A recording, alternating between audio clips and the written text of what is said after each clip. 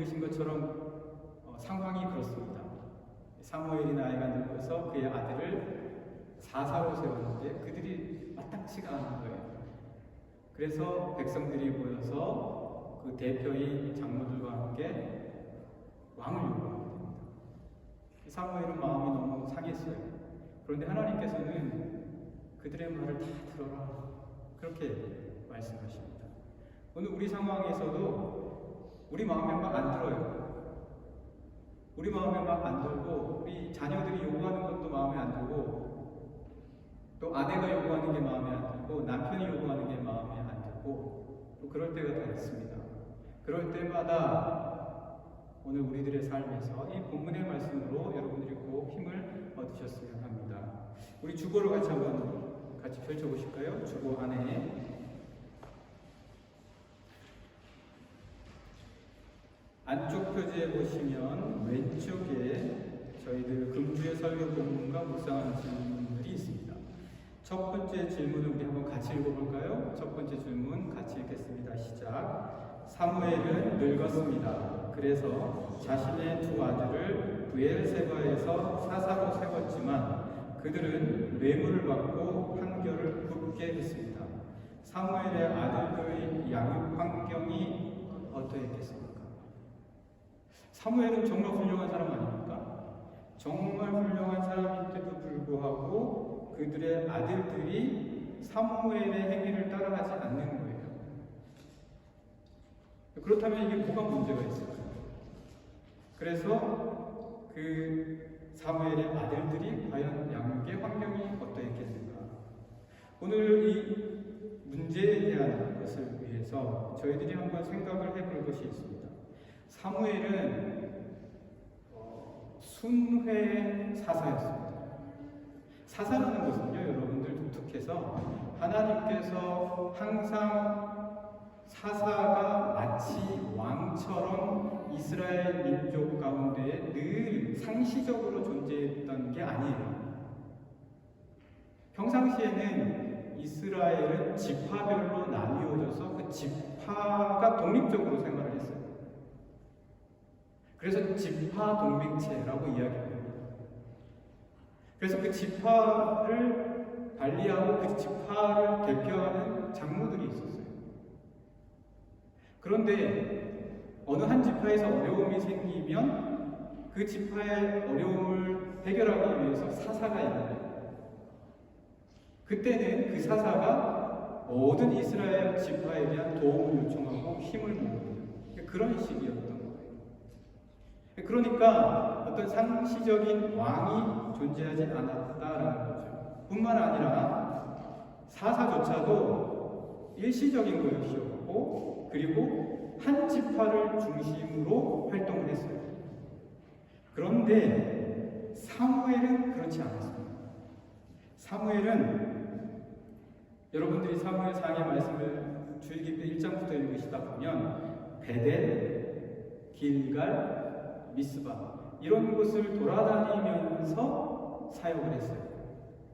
그러니까 지금까지 사사와는 달리 모든 전체적인 이스라엘 모든 지파를 돌보는 그런 사사였다.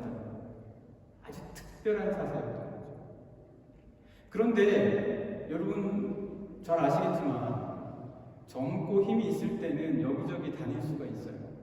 지금은 교통이 편리하니까 가고 싶은 대로 큰 고생 없이 다닐 수가 있었겠죠. 그러나 이 당시에 여러분 여러 지역을 돌아다니면서 사역을 한다고 생각해 보세요. 쉬운 일이 아니에요. 사무엘이 젊었을 때는 그렇게 했어요. 근데 나이가 드니까 안 되는 거예요. 여러분 한창 젊었을 때만 생각하지 마세요. 나이가 들었을 때 내 모습이 어떠할 것인가? 나이가 들었을 때 내 삶과 내 가치와 내 신앙과 내 믿음을 지키기 위해서는 나는 지금 무엇을 해야 하는가? 이런 생각들을 여러분들이 마음속으로 기도하면서 차근차근 정리하고 세워놓을 수 있어야 된다는 거예요. 자, 그런데 안타깝게도 사무엘은 너무 바빴어요. 여러분, 바쁘지 않은 게 죄는 아니에요. 늘 바빠야지만 된다라는 생각은 하지 마세요. 뭘 하든지 나에게 주어진 것을 해내는가, 이게 중요한 거예요. 나에게 주어진 것을 하지도 못한 채 늘 바쁘면 그 바쁨이 여러분에게 무슨 유익이 있습니까? 아무런 유익이 없어요. 그래서 결국 사무엘도 바삐 다녔어요. 바삐 다니다 보니까 어느새 나이가 들은 거예요. 어느새 나이가 들었어요.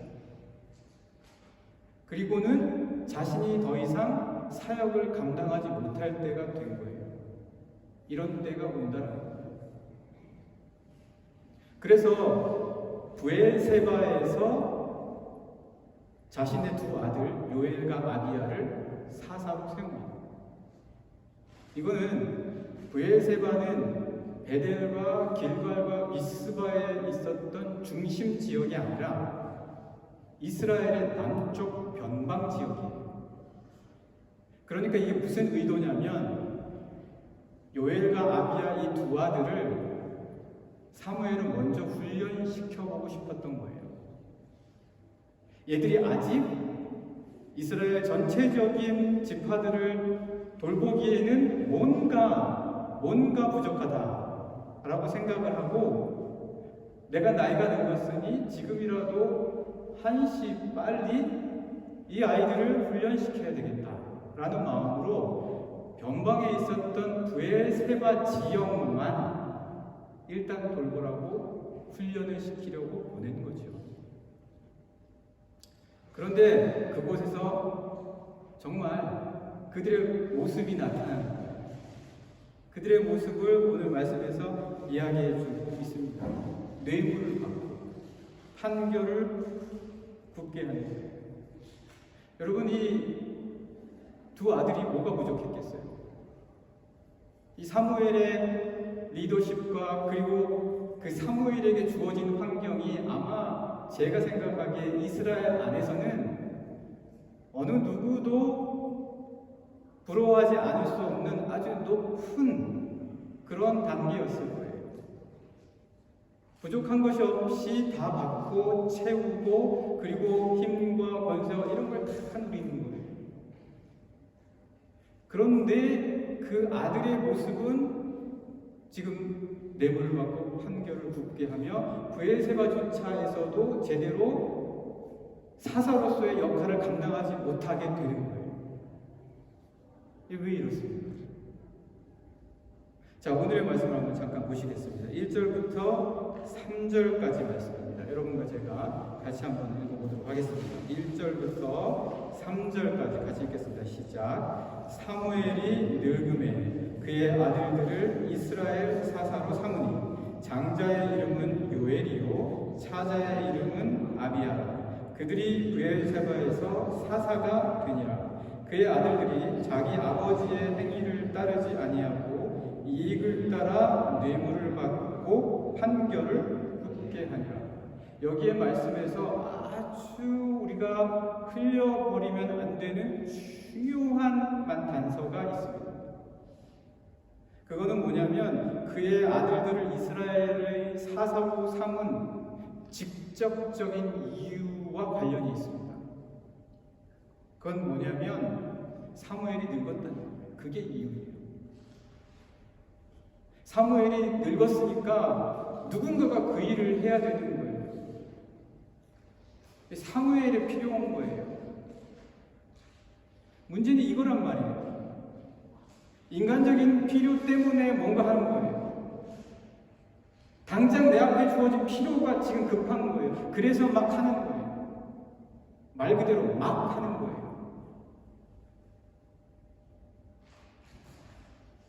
당장 내가 할 수 있는 힘이 없으니까. 인간적인 필요 때문에 하는 일들이 오늘 우리들의 삶에서 얼마나 많이 있습니까? 나에게 주어진 필요가 뭐가 있을까? 이게 필요하고 이게 필요하다. 뭐 나쁘진 않아요. 우리가 필요한 게 왜 없겠어요? 세상을 살아가면서 필요한 게 반드시 있죠. 그거는 채움을 받아야 되는 것이고요. 뭐 이런 필요가 정말 세상적인 기준으로 봐서도 나쁘지 않다면 당연히 해야 될 것들이 이미 분명합니다. 그럼에도 불구하고 어찌 보면 사무엘이 나이가 들어서 사사를 세우는 것조차도 필요한 것일 수 있어요. 시급한 것일 수도 있어요. 사무엘에게는 그렇다는 거예요. 사무엘에게만 그렇다는 거예요. 이 두 아들은 정신이 없어요. 그게 왜 필요한지를 모르는 거예요. 아버지의 그 마음만큼 그 시급함과 절박함과 중요함에 대해서 알지 못하는 거예요. 오늘 우리가 필요만 느끼는 자가 되어서는 절대 안 됩니다. 그걸로는 어떤 방법이든 다 쓸 수 있을 거예요. 내가 어떤 필요를 느끼든지 그 필요 속에서 하나님의 감동하심을 느껴야 된다는 거예요. 하나님의 목적을 찾아야 된다는 거예요. 이것이 필요하다. 그렇다면 하나님께서 왜 이것을 필요로 하게 하시는가? 여러분, 신명기에서 자녀들 양육할 때 제일 중요한 게 뭔지 아세요? 딱 하나예요. 그 딱 하나는 하나님에 대한 질문을 끊임없이 시키는 거예요. 왜 하나님께서는 나를 이 땅 가운데 보내셨고, 왜 하나님께서는 나에게 이것을 원하시고, 왜 내가 하나님의 뜻대로 살아야 하며, 내가 왜 이런 삶 속에서도 이기고 힘을 내고 하나님이 기뻐하시는 방법대로 살아야 하는가? 이 질문을 처음에는 부모님이 시켜주지만 장성에서는 스스로 할 수 있도록 양육해야 된다는 거예요. 우리 삶은요, 모든 게 다 가변적이에요. 다 바뀌어요.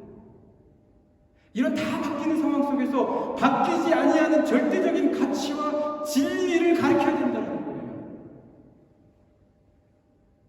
여러분, 닻이 없는 배가 어떻습니까? 물길 따라 흘러가는 거예요.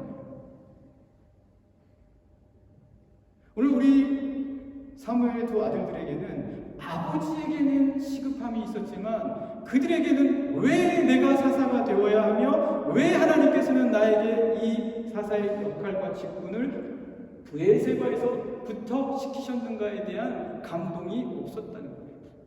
그러면 막 해줘요. 그럼 어떤 방법이라도 상관이 없어요. 묵시가 없으면 백성이 어떻다고요? 한번 같이 말씀 보실까요? 잠언 29장 18절입니다. 잠언 29장 18절 말씀 같이 한번 보시겠습니다.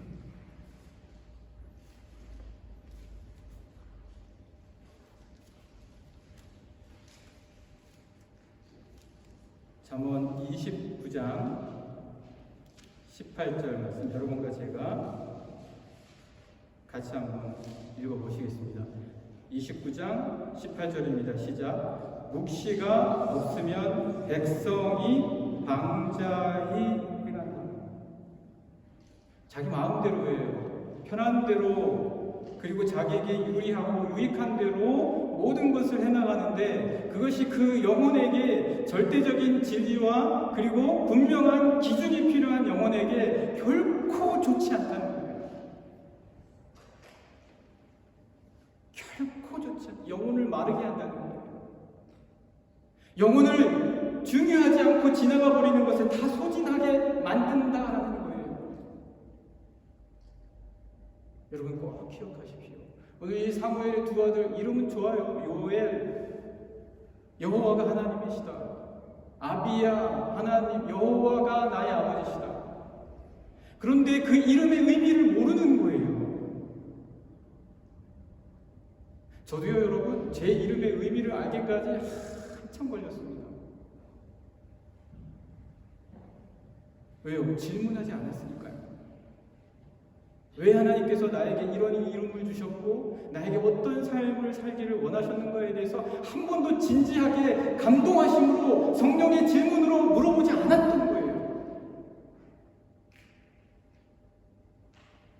여러분, 오늘 이 말씀을 통해서 이 사무엘의 아들들의 양육 환경과 함께 여러분의 사랑하는 자녀 그리고 여러분 스스로에게 내 삶의 환경은 어떤가 꼭 기억하시고 세상의 필요가 아니라 하나님의 감동과 깨달음으로 여러분들의 삶을 하나하나씩 물어보고 거기에 대한 답을 찾으시는 우리 영락의 모든 성도님들 되시기를 간절히 축복합니다.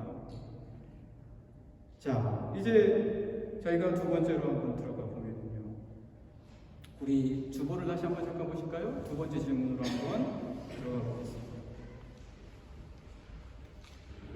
예, 같이 읽겠습니다. 두 번째 질문이요. 시작. 이스라엘에서 모인 백성의 장로들은 당신이 늙고 당신의 아들들은 당신과 같지 않으니 왕을 세워 우리를 다스리게 해달라고 합니다. 사무엘은 이 요구를 왜 기뻐하지 않습니까? 왜 기뻐하지 않냐는 거예요. 이 요구를요. 어찌 보면 여러분 이 질문, 이 요구는요. 굉장히 사무엘에게 도전하는 것 같이 보여요. 굉장히 사무엘의 자존심을 건드렸을 수도 있을 것 같아요. 그러나 여러분, 자존심 중요해요. 그러나 자존심이 여러분에게 오히려 정말 안 좋게 작용을 할 수가 있어요. 자존심이 아니라 하나님이 여러분에게 부여하신 가치를 늘 생각하도록 하십시오. 그걸 생각하면 어느 누구도 여러분의 자존감을 건드릴 수가 없어요. 그런데 하나님이 나에게 주신 가치를 모르고 세상이 나에게 가치를 부여한다고 생각하면 누가 나에게 하는 말이 너무 소중하고 그거 하나에 너무 쉽게 상처를 받아서 말 한마디에 밥을 안 먹어요. 행동 하나에 집에서 나가지를 않아요. 말도 안 해요.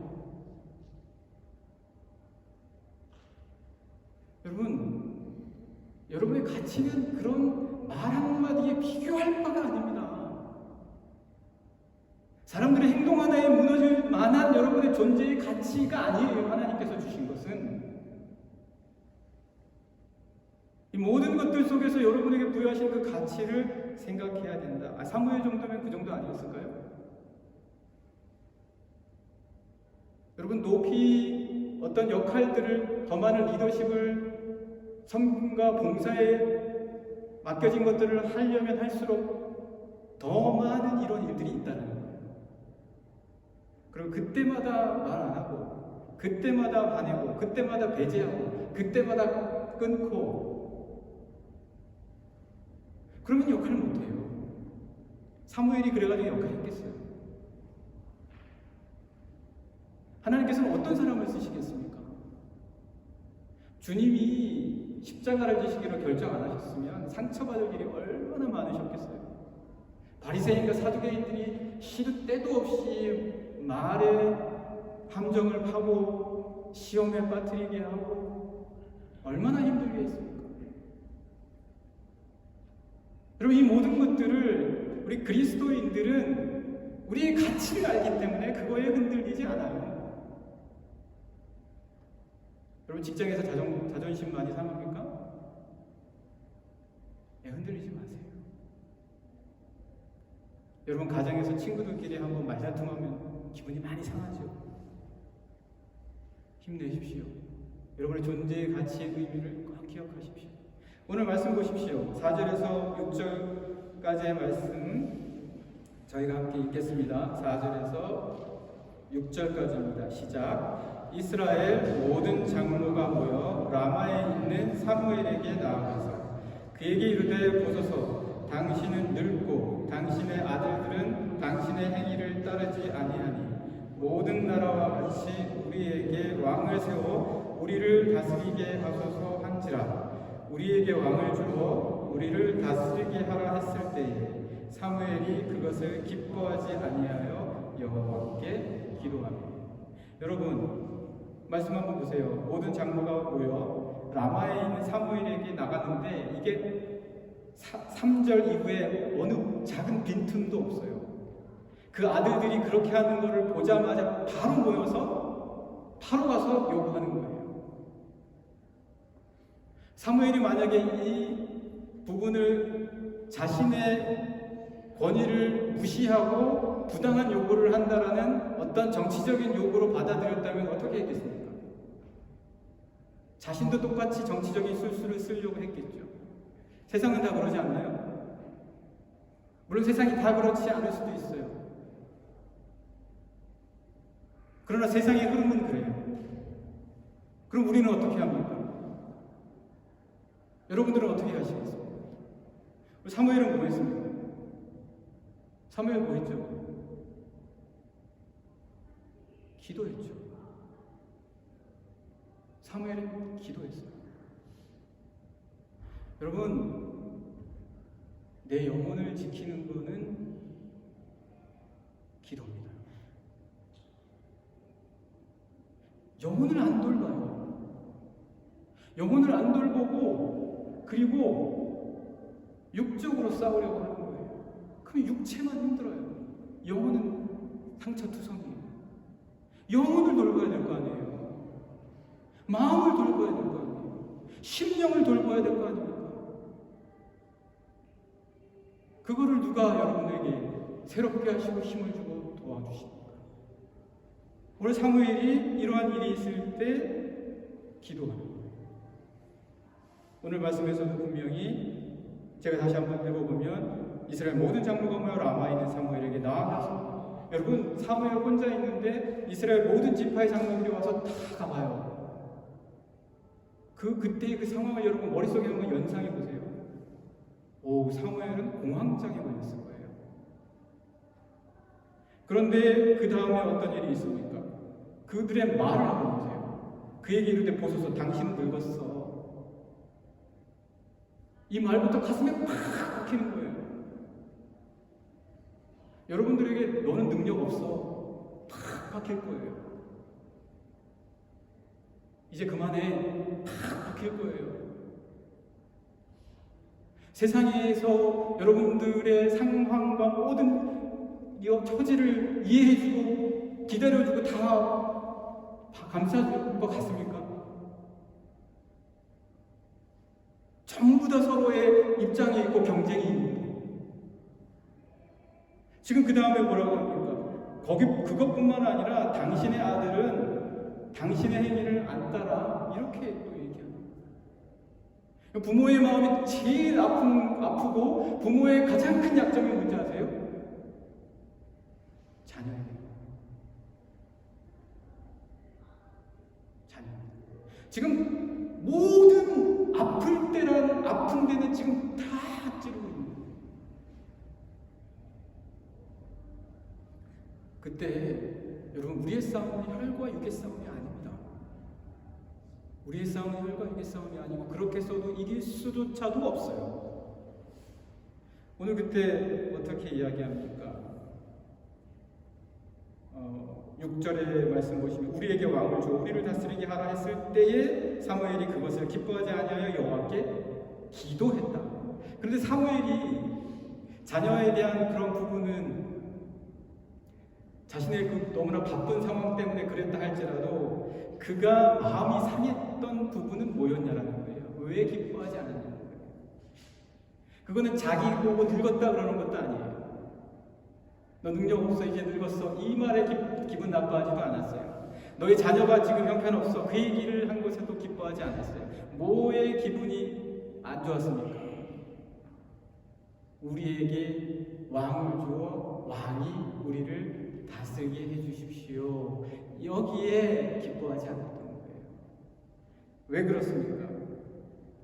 여러분, 그들에게 왕이 없습니까? 그들이 하는 질문의 요지가 뭡니까? 그들이 하는 그 질문의 본질이 무엇입니까? 그들이 하는 모든 것들은 어떤 규칙이나 법과 관련된 것이 아닙니다. 무엇을 힘입어서 이스라엘이 움직여 나갈 것이냐에 대한 문제예요. 본질에 대한 문제예요. 그 본질에 대한 문제에 있어서 이스라엘의 사사로 사명을 감당해야 했던 사무엘은 그게 마음이 아팠다. 본질을 볼 줄 알았던 거예요. 여러분, 우리에게 있어서 정말 가장 중요한 본질의 문제가 뭔지를 알지 못하면 괜히 사사한 것을 분노해요. 진짜 중요한 거는 화도 한 번 못 내고 지나가요. 그래서 결정되는 대로 따라가기만 해요. 진짜 중요한 것은 뭐냐? 오늘 사도행전 17장 28절 말씀 한번 함께 보시겠습니다. 사도행전 17장 28절 말씀.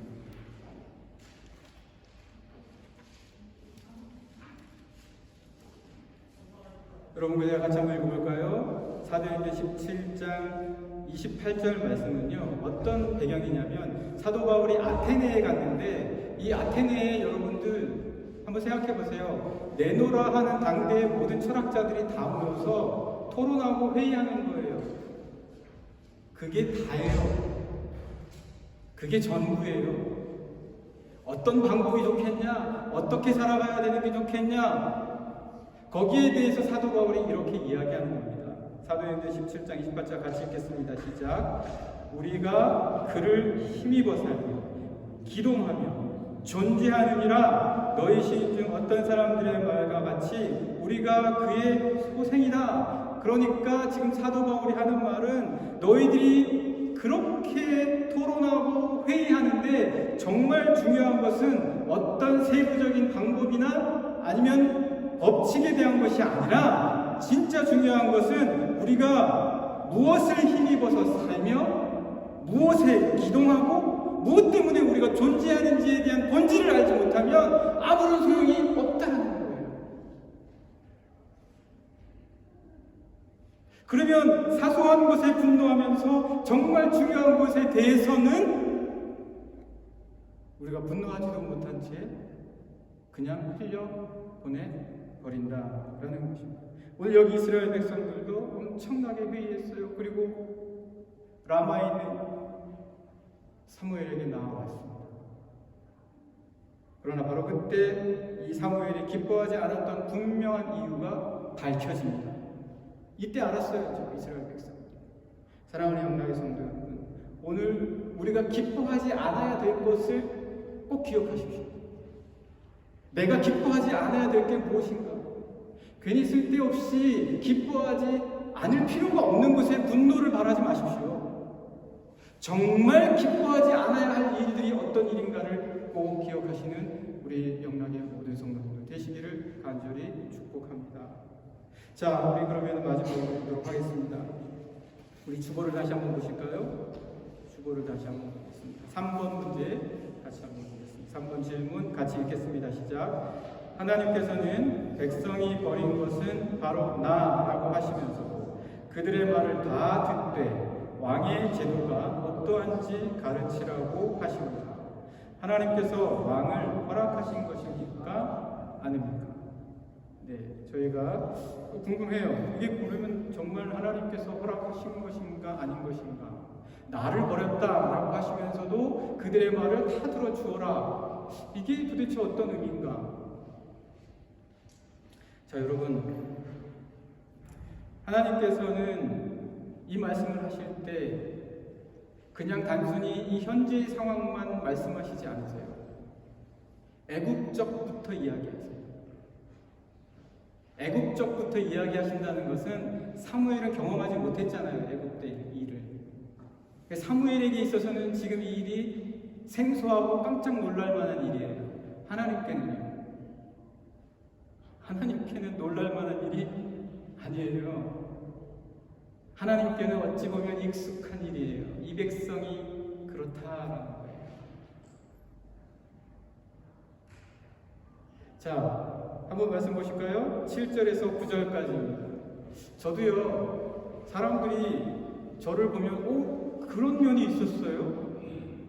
제가 대학 때 올라가거나 신대원에 올라가서 생활할 때 사귄 친구들이 야, 너에게 이런 면도 있었냐? 그 친구들에게는 생소해요.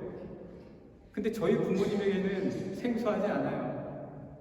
제 원래 그런 면이 있었어. 좀 부족하고 자기만 아는 그런 면이 있었어. 다 아세요. 자, 한번 보실까요? 7절부터 9절까지 함께 말씀 읽겠습니다. 시작. 여호와께서 사무엘에게 이르시되 백성이 내게 하는 말을 다 들으라. 이는 그들이 너를 버림이 아니요 나를 버려 자기들의 왕이 되지 못하게 함이니라. 내가 그들을 애굽에서 인도하여 낸 날부터 오늘까지 그들이 모든 행사로 나를 버리고 다른 신들을 섬김같이 내게도 그리하는도다. 그러므로 그들의 말을 듣되 너는 그들에게 엄히 경고하고 그들을 다스릴 왕의 제도를 가르치라. 여러분, 하나님은 이미 다 아시기 때문에 하나님께서는 계획이 있으신 거예요. 사무엘은 정말 화가 나서 기뻐하지 않고 그랬다 할지 모르나 하나님께서는 너무나 익숙하신 것이기 때문에 이 백성이 왕을 요구할 것이다라는 것까지 다 알고 계셨던 거죠. 그래서 신명기 17장 14절에서 20절의 말씀을 보면 너희들이 혹여 왕에 대한 세움을 원하게 된다면 이런 왕을 세우고 그 왕은 이러한 것들을 지켜야 한다라는 말씀을 모세를 통하여 이미 주셨다라는 거죠. 여러분의 성품과 여러분의 삶의 모든 부분도 하나님께서 다 아신다는 거예요. 그럼 어쩌시겠어요? 어떻게 하시는 게 좋겠습니까? 친구에게 물어보겠습니까? 책을 읽겠습니까? 다 필요하죠. 그러나 정말 중요한 건 뭡니까? 여러분을 다 아시는 그 하나님과 교제하고 교통해야 되는 거예요. 그 하나님과 교제하는 것이 여러분의 삶에 있어서 책으로 읽는 것이 아닌 지혜입니다. 관계를 세울 줄 모르거든요. 자, 그래서 하나님께서 모든 것을 다 알고 계시면서 이미 신명기에서 말씀해 주셨다. 그런데 이 백성들이 왜 그런 거냐 도대체? 말씀을 다시 한번 잘 보시면요. 잘 보시면 8절에 이렇게 나와 있습니다. 내가 그들을 애굽에서 인도하여 낸 날부터 오늘까지 그들이 모든 행사로 나를 버리고, 왜 나를 버립니까? 왜 하나님을 버립니까? 그 다음 말씀입니다. 다른 신들을 섬기는 거예요. 자꾸 다른 데 영향을 받는 거예요. 자꾸 다른 걸로 생각하는 거예요. 자꾸 다른 게 기준이 되는 거예요. 자꾸 다른 게 하고 싶은 거예요. 여러분, 내 삶에게 주어진 것이 있잖아요. 그게 아닌 다른 걸 원한다는 거예요.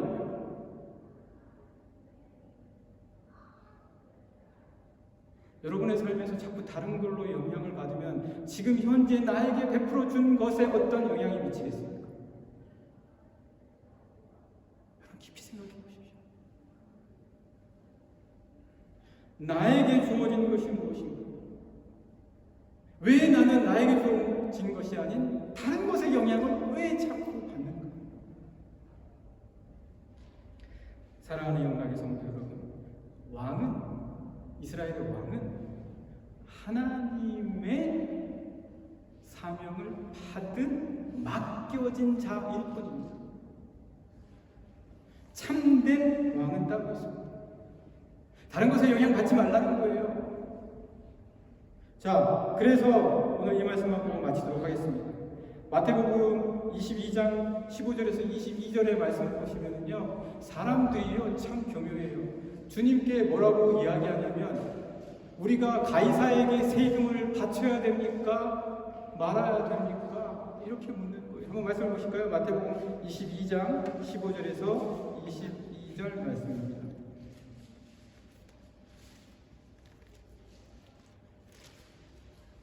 마태복음 15장 22절에서 마태복음 22장, 죄송합니다. 마태복음 22장 15절에서 22절의 말씀을 여러분과 제가 같이 한번 읽어보겠습니다. 시작. 이에 바리새인들이 가서 어떻게 하면 예수를 말의 올무에 걸릴까 할까 상의하고 자기 제자들을 헤롯 당원들과 함께 예수께 보내어 말하되, 예수님이여, 우리가 아노니 당신은 참되시고 진리로 하나님의 도를 가르치시며 아무도 꺼리는 일이 없으시니 이는 사람을 외모로 보지 아니하심이니이다.